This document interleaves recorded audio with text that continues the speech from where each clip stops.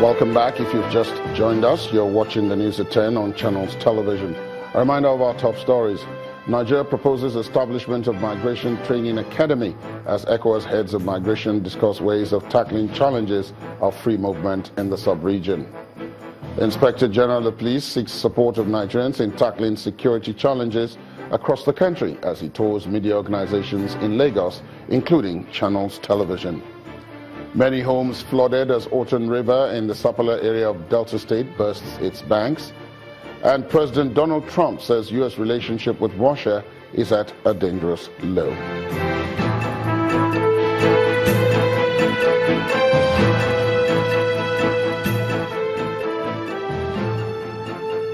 Now, for more on our top stories and others, please visit our website, channelstv.com and youtube.com/channelsweb. Also, please log on to m.channelstv.com to watch us on your mobile device, or download the Channels TV app for Android, iOS, and Windows devices from their respective stores. The Channels TV and Channels 24 app will give you access to news and updates. You'll also have access to the Eyewitness feature, with which you can share those pictures, videos, or news of happenings around you. Just install the app, then tap and swipe to reveal the menu, and then follow the instructions. The crisis rocking the Kogi State House of Assembly may have reached its climax following the resignation of the Assembly Speaker, Honorable Ahmed Umar, today. A new speaker has now emerged, and he is Honorable Matthew Kolawole, who was formerly the majority leader of the House. His election is a fallout of the crisis that rocked the Assembly on Tuesday when hoodlums stormed plenary, destroying properties and injuring some lawmakers. The House had earlier postponed sitting indefinitely, but reconvened today amidst heavy security, and the former Speaker formally presented his resignation letter to the clerk, who read it out. The Inspector General of Police, Mr. Ibrahim Idris, is on a working visit to Lagos, and he has been meeting with concerned authorities on key issues affecting the police. His first port of call was the office of the State Governor, Mr. Akinwumi Ambode, where he solicited for government support to tackle crime in coastal areas. Thereafter, he paid a courtesy visit to Channels Television headquarters, where he was received by the chairman of the Channels Media Group, Mr. John Momo.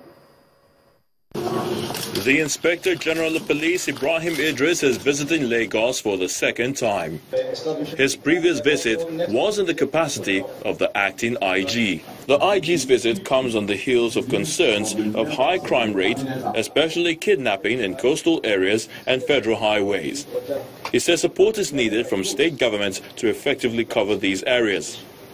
Of course, you are aware of some of the security challenges we had recently. We've had two major issues of kidnapping along these coastal areas. But I believe with this enhancement, with this capacity of providing these gunboats, the regional police force will effectively check most of these criminal activities. Security remains one of the major challenges for the Lagos state government as a result of its cosmopolitan nature. Governor Ambode requests for additional police commands for the state. I'm ready to fund additional area commands in Lagos. So I am requesting that we should do 2 additional area commands, one in Ikorodu and another one in Badagry. There's a need for us to pay more attention to the Ikorodu axis, because of the kind of reports that we're getting there. The governor also requests for a marine post along the waterways and the establishment of a joint task force in the southwest.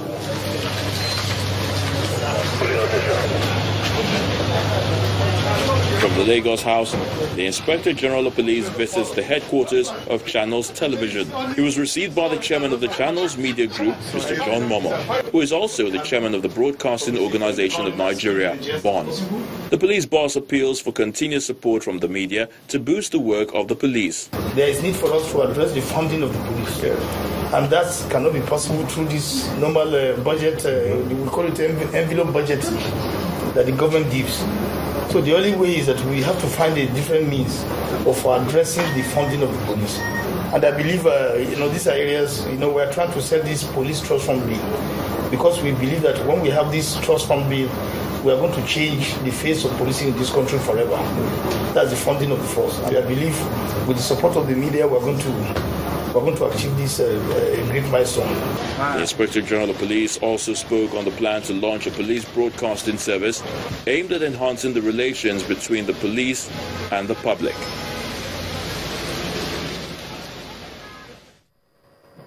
Time to move on to Abuja, where Linda Kiwe is waiting with more news.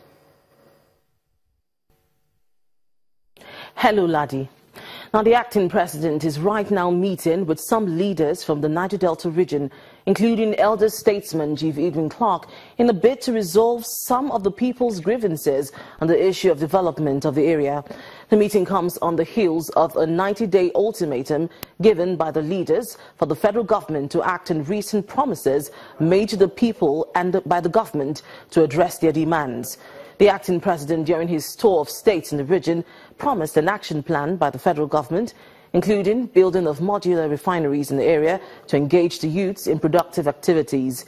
But one of the leaders from the area, Chief Clark, last week announced that they were pulling out of the peace talks with the federal government on account of a delay in fulfilling the promises made by the government.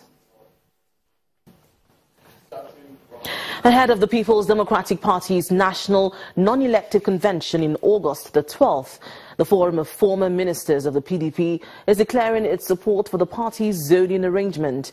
Briefing journalists in Abuja after a closed-door meeting of the forum, the chairman of the group assures the party's caretaker committee of their financial support as they prepared for the convention. Apart from zoning, the group also says they will support credible candidates that would occupy leadership positions in the party. I would be able. What the party did was to say the presidency is zoned to the whole of the north, and the office of the national chairman is zoned to the whole of the south. So whether our leaders in the south will want to sit down and begin to fake further zoning and make further zoning within the south is something that is left for them. And whether the leaders in the north will also want to sit down and make further zoning down to the zones, again, is something that is left for the leaders in the north.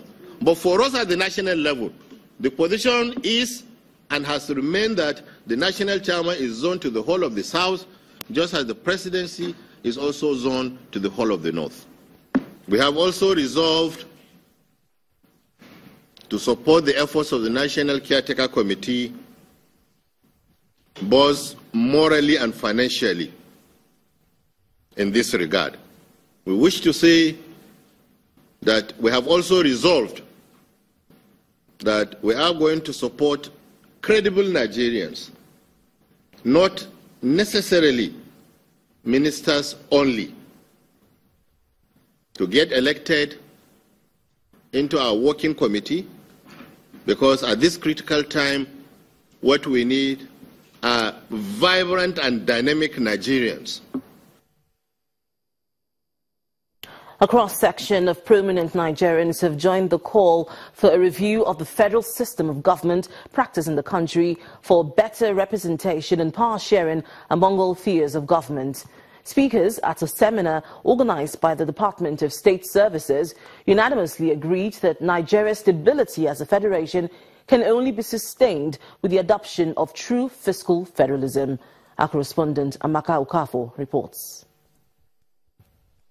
Key players in the security sector and politicians gather for the second day of a seminar organized by the Department of State Services on national unity on stability.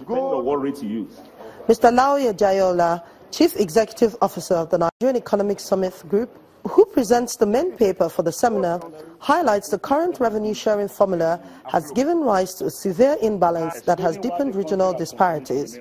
In federated unit, because of the endowment of the various regional makeup, it is possible that one part might be stronger than the other. But the whole framework should ensure at the most 4 key things. 1, we must be able to accommodate each other. Secondly, where there are some areas that are not as strong as they should be, there must be allowances for transfer to enable the strengthening of those areas. The former governor of Edo State, who was a discussant, claimed that the revenue-sharing formula currently in operations in the country is illegal. What you are operating today is completely illegal because under the Constitution, I believe Senate President Namani is here. I understand we are supposed to review it every 5 years. Now we are 16 years, 70 years under that Constitution. And I think this is probably what some people are worried about.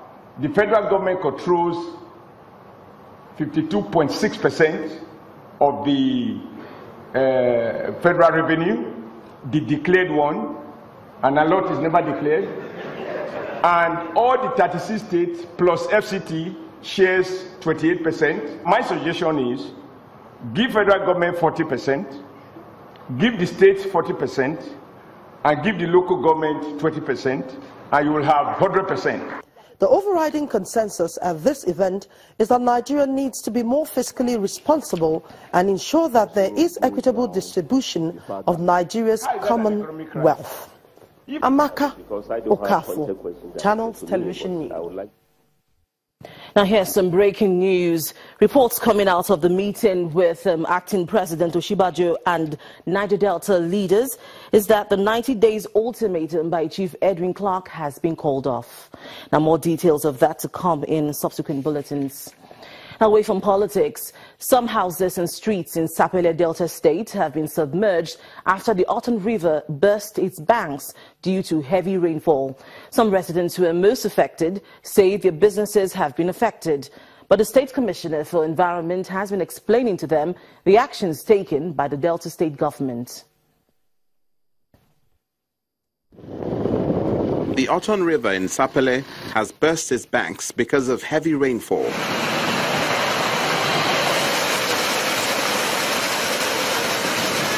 The effect is roads and even houses are inundated. This water so it really affects us, our business, our living, everything was very bad now. So we are experiencing very strong conditions based on the water. Customer cannot cut to us. If you look at our shop, there's water everywhere. In our room where we live, there's water everywhere. So this water really affects our business well. Those persons who deem it pleasurable to block water with natural waterways. Such properties should be demolished to serve as a deterrent to others. The blockage of natural waterways and indiscriminate disposal of refuse exacerbates the flooding. The Commissioner for Environment says an ongoing dredging exercise will help channel the waters into another river. What we did now is to create it. Is so navigable that even speedboat can ride on it.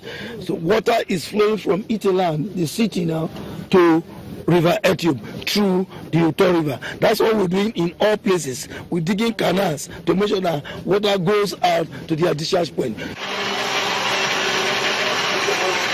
Places where the dredging exercise has been carried out include the Ingbalangba River in Aniocha South Local Government Area and the Orodogo River, Agbo. As the state government says, all the residents of Delta State should support the administration of Dr. Ifeanyi Okowa to protect the environment. When the news at 10 returns, Central Bank of Nigeria clarifies strategies to reduce economic risk identified by the International Monetary Fund. That's on Business News. Join us again.